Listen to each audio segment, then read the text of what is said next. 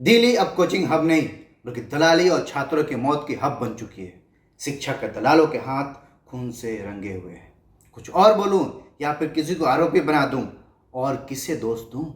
छात्रों को, सरकार को, माता पिता को या शिक्षकों को, या फिर इस बढ़ते भौतिकवाद को? जब मैं यह वीडियो बना रहा हूं तब तक पता नहीं कितने लोग कितने को दोषी ठहरा चुके होंगे और मालूम नहीं कि शुरुआत कहां से करूं, क्योंकि जिसे भी देखो वहीं इस माया जाल में फंसा हुआ है। जिससे भी शुरुआत करूंगा वे सभी मेरे खिलाफ हो जाएंगे। ठीक है, मैं एक सरकारी स्कूल की कहानी से शुरुआत करता हूं। एक सरकारी स्कूल में एक दिन एक छात्र ने टीचर के साथ बदतमीजी की। उस लड़के ने गाली और हाथापाई भी की। टीचर ने उससे बहुत ज्यादा पीटा। जब लड़का लंच ब्रेक में घर गया तो उसने अपने माता पिता को बताया। वे लोग खेत में काम छोड़कर स्कूल ईंट और लाठी लेकर पहुंचे, वो भी अपने बच्चों के सामने। और जब मारने ही वाले थे टीचर को, तब प्रिंसिपल साहब पहुंच गए और टीचर बच गए। बता दें कि वो बदमाश लड़का था और लड़ाई करना, परेशान करना, ये सभी उसकी बुरी आदतें थी। ये पूरा गांव जानता था, फिर भी उसके माता पिता ऐसा किए। शायद आपको यह फिल्म जैसी लग रही होगी। अब आप बताइए, क्या उस लड़के के माता पिता को ऐसा करना चाहिए था? शायद उसके माता पिता ऐसा नहीं करते तो आज वो लड़का सुधरा हुआ होता। क्या आपको मालूम है उस लड़के का आज का क्या हाल है? आज वह अपने माता पिता से अलग रहता है और उन्हें भी कभी कभी पीटता है। यह कहानी मैंने इसलिए बताया कि जो आप परिणाम देख रहे हैं उसका बीज पहले ही बोया जा चुका है। नमस्कार, मैं कुमार बसंत सिंह और आप देख रहे हैं बोधी अर्थात। अब आते हैं दिल्ली के मुद्दे पर। क्या यह एकलौता मुद्दा है जिससे छात्रों की जान चली गई? ऐसी अनेक घटनाएं घट चुकी है और फिर 10 दिन बाद सभी सो जाते हैं। जैसे देख लो, नीट का पेपर लीक हुआ और आज सभी सोए हुए हैं। मैंने शुरुआत की थी कि किसे दोष दूं।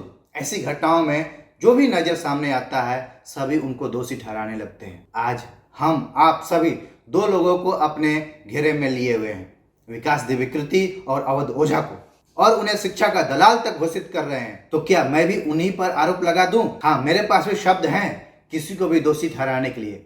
लेकिन आप सभी जो यूपीएससी पढ़ने आ रहे हैं और इतने दिनों से एक जगह पढ़ाई कर रहे हैं, यह सब जानते हुए भी कि यह सब भौतिकवाद है, तो क्या मैं इस वजह से आप सभी को आरोपी साबित कर दूं?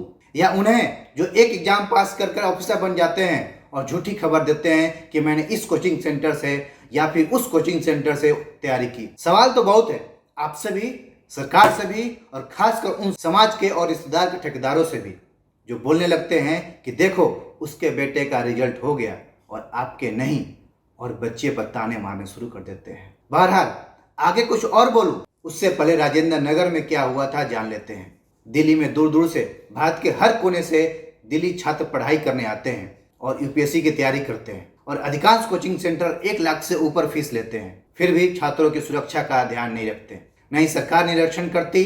बिना सुरक्षा के राव आईएएस कोचिंग सेंटर चल रही थी।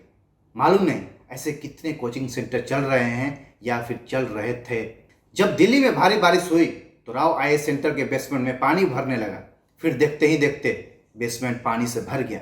पानी इतना भर गया था कि सारे किताबें और टेबल पानी में तैर रहे थे। इसकी वजह से रेस्क्यू करने में परेशानियां भी हुई। बायोमेट्रिक के कारण गेट खोलने में समय लग गया। ये सभी सुनकर रोंगटे खड़े हो जाते हैं। 14 बच्चों को सुरक्षित निकाल लिया गया, लेकिन 3 छात्रों को नहीं बचा पाए। जब रेस्क्यू अंतिम चरण में था तभी बेसमेंट में 7 फीट तक पानी भरा हुआ था। यह कोई पहला या नया हादसा नहीं है। कुछ दिन पहले ही छात्र की मौत करंट लगने से हुई। यही नहीं, एक बार तो एक कोचिंग सेंटर में आग लग चुकी थी और छात्र ऊंची बिल्डिंग से कूदने लगे। अब छात्र अपनी सुरक्षा को लेकर विरोध प्रदर्शन कर रहे हैं। जब कुछ मीडिया वालों ने उनसे पूछा तो उन्होंने कहा कि हमने पहले भी शिकायत की थी राव आईएएस कोचिंग सेंटर से, लेकिन कोई सुनवाई नहीं हुई। और एमसीडी को भी राव आईएएस के बारे में शिकायत की थी, कोई सुनने वाला नहीं था, और आज ये हादसा हो गया। हालांकि अब एमसीडी ने अनेक कोचिंग सेंटर पर छापा मारा और सील कर दिया है, लेकिन फिर सवाल वही है, क्या एमसीडी अब तक सो रही थी? आज भी जिन कोचिंग सेंटर में सुरक्षा के अन्य नियमों का पालन नहीं हुआ है उसका क्या उसके लिए दूसरे हादसे का इंतजार किया जा रहा है? केवल बेसमेंट वालों को सील करने से कोई फर्क नहीं पड़ने वाला है।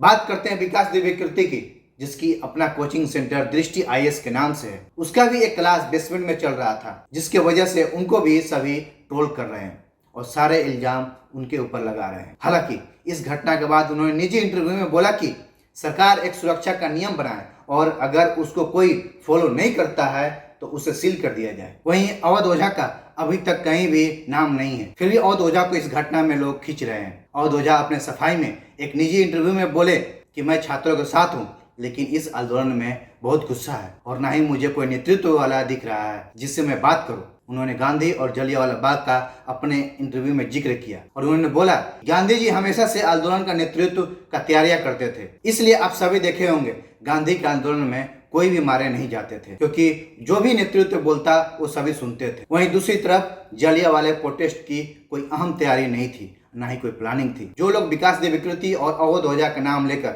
शिक्षा माफिया और गालियां दे रहे हैं, उनका कहना है कि मैं उन्हीं का वीडियो देखकर आईएएस की तैयारी करने आया था। आज दोनों लोग हमारे साथ नहीं है। जब विकास देव विकृति और अवध ओझा से मीडिया वाले सवाल किए तो उन्होंने बोला, हम सभी छात्रों के साथ हैं। छात्र का नेतृत्व कौन लोग कर रहे हैं, मैं उनसे मिलने को तैयार हूँ। जो हमसे उनकी मांग है हम वो करने को तैयार हैं, लेकिन उस आंदोलन में नहीं जा सकते, क्योंकि उन्होंने बोला कि एक शिक्षक गई थी लेकिन उससे भी लोग बदतमीजी के साथ बात कर रहे थे। क्या कोई हमारी सुरक्षा गारंटी लेगा?